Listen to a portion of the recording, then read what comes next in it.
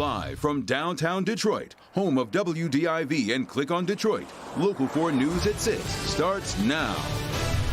Michigan's Attorney General says you can count her among those who think power companies need to do much more than offer a $25 credit to people who go days without electricity. Paula? $2 trillion, more than 2,000 American soldiers killed, including one local soldier whose mother says whether or not she believes her son's death in Afghanistan was worth it or waste. A Detroit police officer is defending the decision she and her partner made to drive away from a shooting in progress. We often hear about first responders heroically charging toward trouble, but is that always the correct decision? Tonight, we hear from an officer who says driving away was the only option because she and her partner were in the crosshairs. Local 4 defender Sean Lay live with that officer's defense of a decision that got her suspended, Sean. And once that video went viral, Devin, she and her partner were suspended. And look, the video that we see is only 11 seconds long. She was actually in the car. The shooting takes place. And when those shots were fired, she says there's so much more to this story. When you looked up, what did you see? Just someone hanging out of a car firing a long gun. You saw that? I saw that. What went through your mind as soon as you saw that? We have to take cover. Detroit police officer LaSonia Parker says she and her partner had to speed away from a carload of men who opened fire on a man right in front of them June 30th. An 11-second video, she says, was leaked from the department, and it doesn't show that one of the gunmen aimed his laser-equipped handgun right at them. From his weapon, there was like a red beam that shined through to us, and she pressed the gas. She got you two out of there? Yes. That's the right thing to do? Yes, of course. The man on the street was shot 5 times. The video also doesn't show that Officer Parker and her partner came back to him 25 seconds later. And then what happened? We hit a U-turn and went to go find him, get him to the hospital. You got him to the hospital? Yes.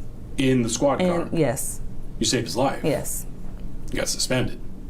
Yes, unfortunately. The suspensions came weeks later, Parker says, with no explanation. Only then she found out that the video had been leaked and was going viral. Officer Parker hired attorney Greg Roll after fellow officers went online to trash the officer, saying they should have opened fire on the gunman. Is that the policy? No, that's not the policy. The policy is to serve and protect, which is exactly what she did do. She rendered aid and got a gunshot victim to the hospital before he bled out. What do you want people to know when they see the video now?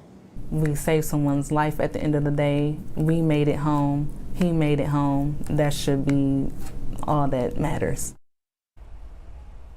Well, we checked with DPD. They said there's no update at all on the officer's status or the investigation into the shooting and the officers leaving that scene, then coming back. Both officers tell me they want to just get back to work. They're from Detroit. They love Detroit, and they want to get back on the job, guys. Also, one more thing. The man who was shot 5 times, they got into the hospital. He has since recovered. He is fine now, and he is out of the hospital. Back to you. Fascinating story. All right, Sean. President Biden is defending U.S. policy in Afghanistan as the crisis there worsens. Thousands of people are desperately trying to flee the country as the Taliban takes control of the Afghan capital. At least 7 people have died amid the evacuation chaos. The Biden administration is facing criticism for the decision to withdraw U.S. troops. Now President Biden is defending his decision. I stand squarely behind my decision. After 20 years, I've learned the hard way that there was never a good time to withdraw U.S. forces. We were clear-eyed about the risks.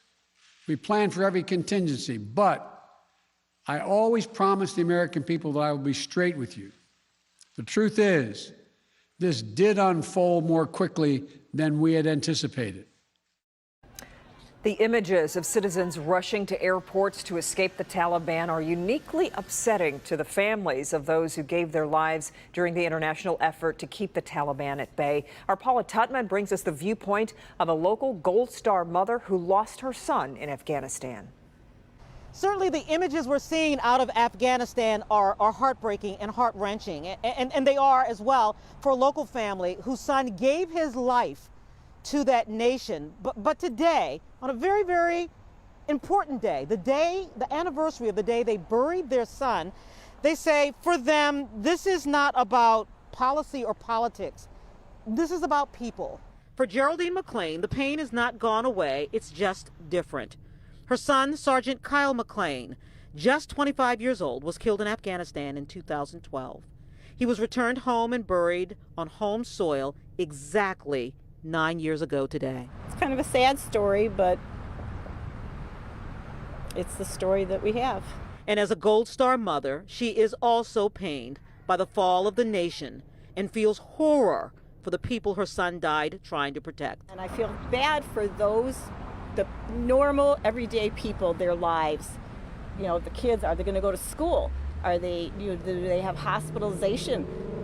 Or do they have food? I don't know. And that to me is what is sad. My son helped them do it. He found bombs in the street, planted in the street.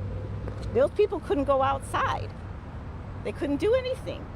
And so our American soldiers were doing their job. But everyone will ask, and she will quickly tell you, she doesn't see Kyle's death or the death of 2,200 soldiers as a waste. I'm so grateful that my son did that. I'm still so proud of him that he did that and these other soldiers. That I don't feel anything they did was a waste.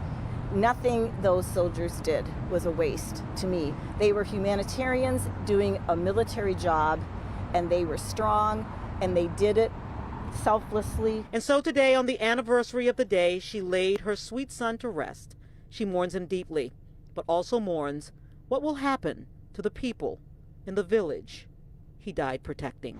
And now those poor people aren't able to get out if they even try to. They're like low on the list, and I feel bad for those people. I don't know who wins in a war. Paula Tutman, Local 4. All right, Paula, thank you. Ahead on NBC Nightly News, Lester Holt with a man who used to command U.S. troops in Afghanistan. The message General David Petraeus has for the servicemen and women who fought against the Taliban. That's coming up at 6:30.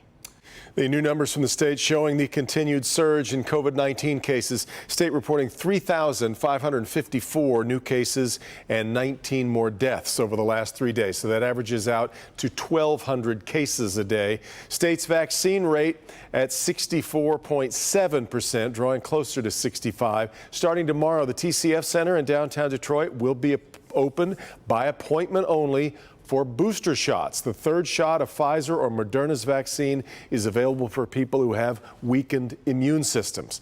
Meyer also now offering the third dose to eligible patients, we should note. And Pfizer says it has submitted initial data to the FDA that supports the use of a booster shot for the general population.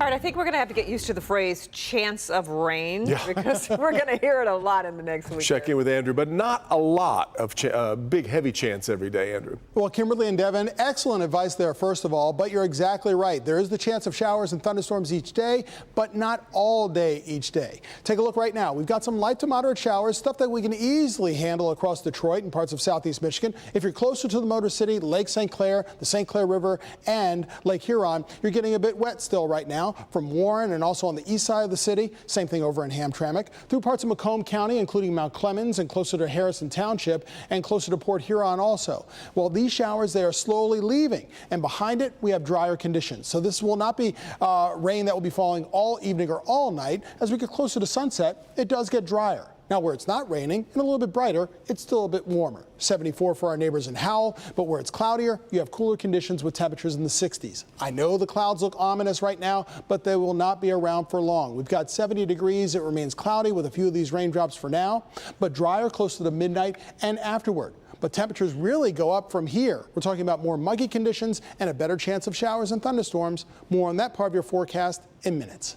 Okay, Andrew. Tonight, the question of what should be done to compensate those who've had to wait days for their power to be restored. More than 31,000 DTE customers are still without power from the storms that hit last week. Some are being offered a $25 credit by DTE. Michigan's Attorney General is among many saying that's not good enough. Victor Williams is live with what Dana Nessel wants DTE and Consumers Energy to do moving forward. Victor. Yes, Kimberly, some families are saying this is the longest that they have had to go without power in a very long time. I mean, right here behind me at this intersection, as you can see, power is still out. With that being said, some of the families affected are happy that the Attorney General is at least stepping in to put some pressure on the power companies. First they said it would be on Saturday at 11:30, then Sunday, and now they're talking about today. For many families like Joanna Lucas and her 3 kids, living in the dark for days has had its ups and downs being without power. From charging phones in the car to using a neighbor's generator next door. We out here, we don't have no power. We trying to push through, but ain't nothing we can do about it. In a way, Attorney General Dana Nessel is coming to the rescue with a suggestion, speaking on what power companies like DTE and Consumers Energy should do. They know if their customers have lost power. They should just automatically be crediting people so people don't have to go through that process in the first place. But Joanna and others are saying the credits they've been offered so far simply aren't enough. I need something, but I know I don't need no $25. I need more than $100 too. I lost groceries, fresh groceries. Attorney General Nessel says these companies need to also find other means to help the customers affected during these rough and unfortunate times. I really believe that there needs to be a separate fund that is established by every single one of the utilities to assist people who are displaced during the course of these storms. This is the second month in a row we didn't have like a catastrophic event. This is just too much. Now, both companies are following the Michigan Public Service Commission's guidelines, and DTE has started identifying the qualifying customers. Those who qualify will be notified by the end of the week. Consumers, on the other hand, they're asking everyone who has been without power for 5 days to fill out their online form for credit. Victor Williams, Local 4. Okay, Victor, thank you. Former Michigan Congressman Paul Mitchell died Sunday after a battle with cancer. 64-year-old served 2 terms in Congress. He was elected as a Republican in 2017, but left the party to become an independent last year. He quit the Republican Party over its allegiance to President Trump after the 2020 election. He retired in January. Congresswoman Debbie Dingell talked about Mitchell's death, saying, quote, Representative Paul Mitchell was a class act who stood up for what he believed in. He was a close friend and colleague of mine, always willing to listen, even when we disagreed. And Michigan Senate Majority Leader Mike Shirkey said Paul was a friend and sometimes friendly foe who was always consistent in his values and actions. He had an outsized voice that will surely be missed. Paul was my kind of guy. He always told you what he thought, straight up. Updating a story we first brought you Friday. A man is charged after a Dearborn police SUV is stolen. Dashcam video here shows officers chasing that stolen SUV. The chase ended when the driver of the stolen police car crashed at Beaumont Hospital. Prosecutors are charging 43-year-old Peter Michael O'Leary of Dearborn Heights with fleeing and eluding, receiving and concealing, stealing stolen property, and reckless driving. We've got much more to come here on Local 4 News at 6. This year, back to school actually means back to school for most. Up next, expert advice on smoothing the transition for children.